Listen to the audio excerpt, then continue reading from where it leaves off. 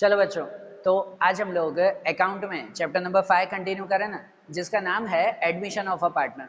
देखो, इस चैप्टर में जो हम फाइनल एक्सरसाइज के लॉन्ग क्वेश्चंस देख रहे थे, उसमें आज फाइनल एक्सरसाइज का क्वेश्चन नंबर 11 देखना है। आपके टेक्स्ट बुक साथ में रखो, कि जिसमें दिया हुआ है प्रेरणा और पीयूष दो पार्टनर हैं, उनकी बैलेंस शीट दी गई है और नीचे लिया हुआ है कि वो न्यू पार्टनर पोयानी को एडमिशन दे रहे हैं और उनके रिलेटेड हमें एंट्रीज करनी है। ठीक है, तो सबसे पहले तो अकाउंट तैयार कर लेंगे ना। पहले रीवैल्यूएशन अकाउंट बनेगा, रीवैल्यूएशन अकाउंट के बाद बनेगा कैपिटल अकाउंट, उसके बाद तैयार होगा कैश अकाउंट और आखिरी में बैलेंस शीट। जहां कैपिटल अकाउंट में 3 पार्टनर के नेम लिखेंगे, प्रेरणा, पीयूष और पोयानी। मैंने पी लिखा है सब में, प्रेरणा, पीयूष और पोयानी, ये तीनों पार्टनर के नेम। फिर ये अकाउंट तैयार करके फिर एंट्रीज करते जाएंगे ना। सबसे पहले एडजस्टमेंट होते हैं, उन्हें क्लियर करेंगे हम लोग। एडजस्टमेंट में जो दिया हुआ है पहले वो क्लियर करें, फिर बैलेंस शीट की एंट्रीज करेंगे। तो एडजस्टमेंट में सबसे पहली एंट्री दी गई है कि पोयानी brought 62,500 as capital and 24,000 as a share of goodwill in cash and 60% amount of goodwill is withdrawn by the old partners. अब एक ही एडजस्टमेंट में 3 चीजें हैं, वो कैपिटल भी लेकर आ रहे हैं, गुडविल भी लेकर आ रहे हैं और 60% गुडविल पार्टनर विड्रॉ भी कर जाएंगे। ठीक है, 3 चीजें, तो तीनों की अलग अलग एंट्री करेंगे। पहले न्यू पार्टनर कैपिटल लेकर आ रहे हैं, उसकी एंट्री करें ना। हर सब में ऑलमोस्ट ये एंट्री पहली ही होती है कि वो न्यू कैपिटल 62,500 लेकर आ रहे हैं, ये न्यू पार्टनर लेकर आ रहे हैं, तो उसकी एंट्री कहाँ करते हैं? एक कैश के डेबिट में और दूसरा कैपिटल के क्रेडिट में, ऐसे लिखते हैं ना। तो वो कैश लेकर आ रहे हैं, तो सबसे पहली एंट्री कैश के डेबिट में लिख देते हैं वहां पर कि पोयानी कैपिटल अकाउंट, पोयानी कैपिटल अकाउंट। भाई वो कितना लेकर आ रहे हैं? तो 62,500। और यही एंट्री कैपिटल के क्रेडिट में, कैपिटल के क्रेडिट में भी लिख दें एक लाइन छोड़कर कैश अकाउंट, और पोयानी में लिखना 62,500। ठीक है, ये हो गया। उसके बाद दिया हुआ है कि वो 24,000 गुडविल का लेकर आ रहे हैं, गुडविल का लेकर आ रहे हैं, तो उसकी भी एंट्री हम लोग करेंगे। लेकिन गुडविल की एंट्री जब करते हैं तो उसके लिए सेक्रीफाइस रेशियो फाइंड करते हैं। आगे के सब में भी किया ना, गुडविल हमेशा डिस्ट्रीब्यूट की जाती है सेक्रीफाइस रेशियो में। तो सेक्रीफाइस रेशियो के लिए फॉर्मूला आती है ना, ओल्ड माइनस न्यू। तो देखो, इसमें ओल्ड पार्टनर का रेशियो तो दिया हुआ है, ओल्ड रेशियो है हमारे पास। ऊपर देखो एक सेंटेंस लिखा हुआ है क्वेश्चन में ही, ऊपर लिखा हुआ है Prerna and Piyush are partner in a firm sharing profit and loss in a ratio of their capital. Capital के हिसाब से रेशियो है उनका, ओल्ड रेशियो कैपिटल के हिसाब से। तो जो पुराने पार्टनर है प्रेरणा और पीयूष, उनका कैपिटल कितना है? 50,000 एंड 1,50,000। इसके हिसाब से रेशियो बनाना है। मतलब ओल्ड रेशियो जो बनाना है ना इनका, कि प्रेरणा, ये रफ वर्क कर रहा हूं, प्रेरणा और पीयूष, भाई इनका ओल्ड रेशियो बनेगा कैपिटल के हिसाब से। भाई इसकी कैपिटल 50,000 है, इसकी कैपिटल 1,50,000 है। दोनों को रिड्यूस करें, कट करें, दोनों 50,000 से कट होगा, तो ये 50,000 वन जा और 50,000 थ्री जा। मतलब दोनों का रेशियो कितना हुआ? ओल्ड 1:3। इनका ओल्ड रेशियो 1:3 है और न्यू रेशियो, तो न्यू रेशियो कहीं पर भी नहीं दिया हुआ है, नहीं दिया हुआ है। सिर्फ न्यू पार्टनर का शेयर दिया हुआ है कि वो उनका 1/5 शेयर है, खाली इतनी इंफॉर्मेशन है, लेकिन न्यू रेशियो कहीं पर भी मेंशन नहीं है। तो अब एक चीज याद रखो, या ऊपर बुक में नोट कर लो, आपकी जो बुक हो तो ऊपर हेडिंग में नोट कर लो इसे, कि जब न्यू रेशियो न दिया हुआ हो तो ओल्ड रेशियो को ही सेक्रीफाइस रेशियो मानते हैं।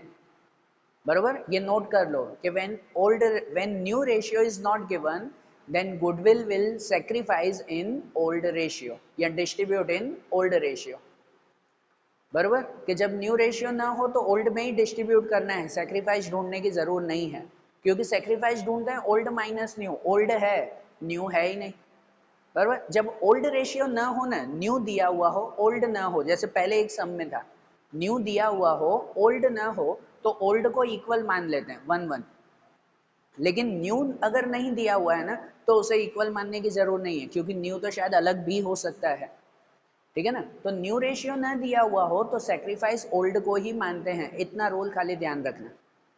बरोबर, मतलब अब जो वो 24,000 गुडविल का लेकर आ रहे हैं ना, उसे डिस्ट्रीब्यूट करेंगे कैसे, 1:3 में, गुडविल वैसे डिस्ट्रीब्यूट करेंगे।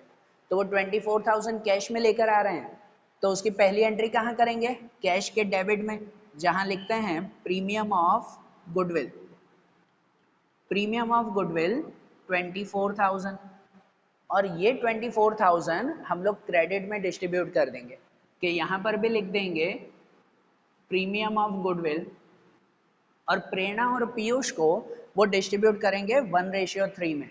तो 1:3 में डिस्ट्रीब्यूट करें मतलब इसे मिल जाएगा 6,000 और इसे मिल जाएगा 18,000।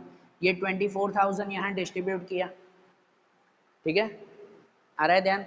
और उसी में ही पहले में ही अभी दिया हुआ है कि इन्हें जो मिला ना, दोनों को जितनी गुडविल मिली उनमें से 60% गुडविल वो ऑन द स्पॉट विड्रॉ कर रहे हैं, मतलब घर पे ले जा रहे हैं पर्सनल यूज के लिए, कि इन दोनों को जितना जितना मिला इनके 60% वो विड्रॉ करेंगे। तो विड्रॉ करेंगे तो कैसे, कल वाले सब में भी यही एंट्री थी, विड्रॉ करेंगे तो इसकी एंट्री जो क्रेडिट में लिखा वो डेबिट में लिखेंगे, ड्राइंग करके लिखेंगे, ठीक है ना, ड्राइंग्स करके लिखेंगे यहाँ पर कि वो विड्रॉ कर रहे हैं।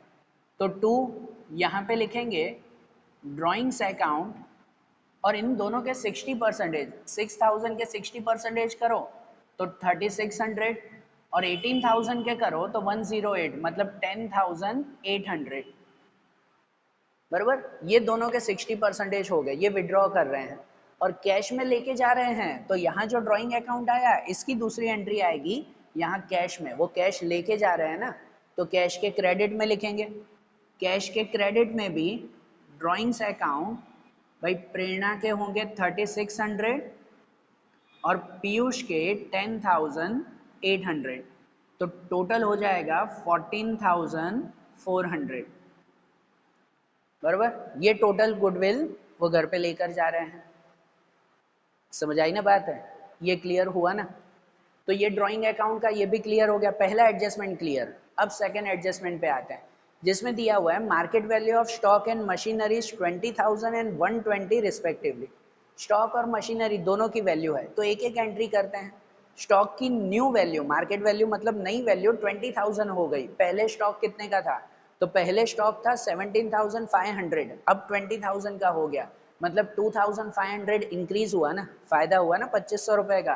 तो स्टॉक है वो एसेट्स में लिखते हैं, एसेट्स में लिखेंगे कि भाई स्टॉक पहले 17,500 था प्लस इंक्रीज हुआ 2,500, तो फिर बाहर आ जाएगा टोटल 20,000, अब न्यू वैल्यू 20,000, और 2,500 इंक्रीज हुआ तो ये बेनिफिट ना, फायदा हुआ ना, ये फायदा हुआ तो वो लिखते हैं रीवैल्यूएशन के क्रेडिट में। रीवैल्यूएशन के क्रेडिट में लिखते हैं यहाँ पर कि यहाँ पर स्टॉक 2,500 के 2,500 रुपए का फायदा हुआ ये स्टॉक का, बराबर। स्टॉक में हुआ, फिर वैसे ही मशीनरी में भी है। मशीनरी की वैल्यू 1,20,000 हो गई, पहले कितनी थी, तो पहले मशीन की वैल्यू 1,07,500 थी, उसकी 1,20,000 हो गई, मतलब 12,500 इंक्रीज हुई, 12,500 का फायदा, बराबर ना। तो मशीन में भी प्लस ही करेंगे ना, तो मशीन भी यही लिखेंगे स्टॉक, ये एसेट्स में, कि मशीन पहले 1,07,500 थी प्लस इंक्रीज हुई उसमें 12,500, 12,500 इंक्रीज हुई तो अब मशीन हो गई 1,20,000, बराबर।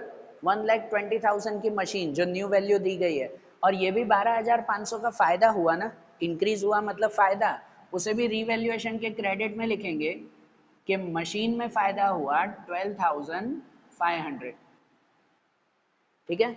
ये एडजस्टमेंट भी क्लियर हुआ इनका। उसके बाद का एडजस्टमेंट है कि provision for bad debt is 10% and 2% discount reserve on debtor is to be made, कि डेप्टर्स पे 10% प्रोविजन फॉर बैड डेट, मतलब बैड डेट रिजर्व गिनना है, और 2% डिस्काउंट रिजर्व गिनना है। ये दोनों डेप्टर्स पे गिनते हैं ना, तो डेप्टर्स कितने हैं, वो डेप्टर्स हैं 30,000, उसके ऊपर हमें ये काउंट करना है 10% और 2%। तो डेप्टर्स भी यहाँ एसेट्स में लिखते हैं कि भाई पहले डेप्टर्स वो 30,000 के हैं, उसमें से पहले माइनस बैड डेट रिजर्व करेंगे कि बैड डेट रिजर्व 10% है, मतलब 3,000, 3,000 यहाँ पर करेंगे तो 3,000 यहाँ पे बचेगा 27,000, और उसमें से माइनस डिस्काउंट रिजर्व करना है 2%, इसके 2% मतलब 27 टू ज़ा 540 540 आ जाएगा। 2% मतलब 540 रुपीज डिस्काउंट रिजर्व माइनस, तो यहाँ कितना बचेगा, यहाँ बचेगा 26,460। ठीक है, 26,460 रुपीज ये यहाँ पे बचेगा। आ रहे हैं ध्यान। और डेप्टर में से ये दोनों जो माइनस किए ना हमने, तो ये दोनों ही नुकसान है। बेड डेब रिजर्व और डिस्काउंट रिजर्व बिजनेस का लॉस होता है, ठीक है ना, अलग करके रखने पड़ते हैं। तो ये लॉस है, तो रीवैल्यूएशन के डेबिट में लिखेंगे, बराबर। दोनों यहाँ पर। और कोई बेड डेब रिजर्व दिया हुआ है क्या? ऊपर बैलेंस शीट में कल एक सम था, उसमें दिया हुआ था बेड डेब रिजर्व, इसमें कहीं है? नहीं है, इसमें कोई नहीं दिया हुआ, तो ये सीधा ही लिख देंगे हम लोग। डायरेक्टली जो है वो इसे नुकसान बताएंगे हम लोग। मतलब यहाँ पर पहले बेड डेब रिजर्व, वो बेड डेब रिजर्व बता देंगे 3000, और साथ में डिस्काउंट रिजर्व, वो डिस्काउंट रिजर्व बताएंगे 540। फिर उसके बाद का एडजस्टमेंट है कि creditor are to be paid 30,000, creditors को 30,000 रुपीज पे करने हैं। तो ऊपर क्रेडिटर्स कितने हैं? 40,000। अब 40,000 में से 30,000 पे करने हैं, मतलब 10,000 कम हो गए ना, है ना, 10,000 को पे नहीं करने हैं ऐसा। तो वो क्रेडिटर्स यहाँ लिखते हैं लायबिलिटी में। लायबिलिटी में लिखें कि क्रेडिटर्स 40,000 है और उसमें से माइनस डिक्रीज हुआ 10,000, 10,000 डिक्रीज, तो बाहर आ जाएगा वो 30,000। 30,000 पे करने, और क्रेडिटर में 10,000 कम हुए, मतलब ये फायदा ना। अब 10,000 को पे नहीं करना है, ये हमारा फायदा हुआ, तो वो फायदा लिखेंगे यहाँ रिवैल्यूएशन के क्रेडिट में। वहां पे लिखेंगे ये क्रेडिटर्स 10,000 के उसमें 10,000 का फायदा हुआ, बराबर। ये भी क्लियर। उसके बाद दिया हुआ है the value of building is to be increase by 15% and value of furniture is to be increase by 20%। Building 15% increase हो रही है और फर्नीचर 20% इंक्रीज हो रहा है, तो दोनों की अलग अलग एंट्री करेंगे ना। पहले बिल्डिंग में इंक्रीज करें कि भाई बिल्डिंग ऊपर कितनी है 90,000, उसके 15% इंक्रीज करना है हमें, तो बिल्डिंग भी यहीं लिखेंगे एसेट्स में कि यहाँ पर बिल्डिंग 90,000 है, उसके 15% अगर इंक्रीज करें तो वो हो जाते हैं 13,500, बराबर। 13,500, 15 9 135, तो टोटल आ जाएगा बाहर कि 1,03,500, बराबर। 1,03,500 ये बाहर मशीन, ये बिल्डिंग, और बिल्डिंग में इंक्रीज हुआ तो ये बेनिफिट हुआ, ये फायदा हुआ हमारा, और ये फायदा हुआ तो उसे भी रीवैल्यूएशन के क्रेडिट में लिखेंगे कि ये बिल्डिंग उसमें इंक्रीज हुआ है, वो 13,500 इतना इंक्रीज हुआ, बराबर ना। और फर्नीचर में है कि फर्नीचर में इंक्रीज करना है 20%, तो फर्नीचर दिया हुआ है 17,500, उसके 20% इंक्रीज करने हैं, तो फर्नीचर भी यहीं लिखेंगे कि फर्नीचर 17,500 और उसमें भी प्लस इंक्रीज लिखें 20%, तो इसके 20% हो जाएंगे 3,500। 3,500 मतलब बाहर आ जाएगा 21,000, बराबर। और ये भी 3,500 का इंक्रीज मतलब बेनिफिट है, फायदा है, तो वो भी रीवैल्यूएशन के क्रेडिट में। यहाँ पे लिखेंगे कि ये फर्नीचर में 3,500 का इंक्रीज। क्लियर, सिंपल एडजस्टमेंट है ना इनके। फिर उसके बाद दिया हुआ है outstanding wages 460 is not recorded in the book.